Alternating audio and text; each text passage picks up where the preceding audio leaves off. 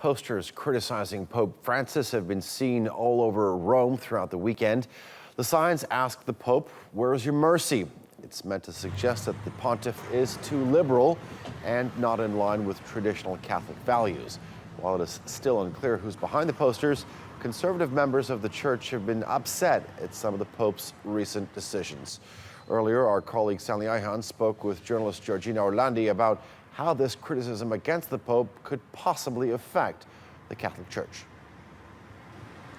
As you said, about 10 posters have been put up here in Rome between Friday and Saturday. Now authorities have covered most all of them. Those posters featured a stern-looking Pope Francis with a text written in local dialect and a slogan saying, "Where is your mercy?" Now, as it was said, we're not quite sure who's behind this move, but it's believed it's about some conservative Catholic groups within the church. Police has started an investigation to look into those circles to understand why they decided to put up those posters. Now, we do know as well that the Vatican hasn't commented yet on the case, but we do know from Father Antonio Spadaro, who's a Jesuit, very close to the Pope, that it's believed that the Pope has done a very good job, and that's why this irritated many people within the church. But those posters also accuse the Pope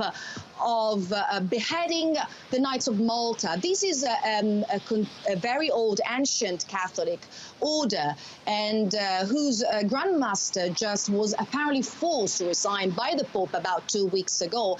And of course, after months of tensions between the Vatican and the order itself. And we do also know as well that those posters were put up just a few hours before the Vatican was going to announce the Pope's personal delegate to the order, Archbishop Angelo Becciu. Well, we do know that the Pope has been criticized on many different occasions for his liberal views, his reforms in what has been referred to as the Francis Revolution.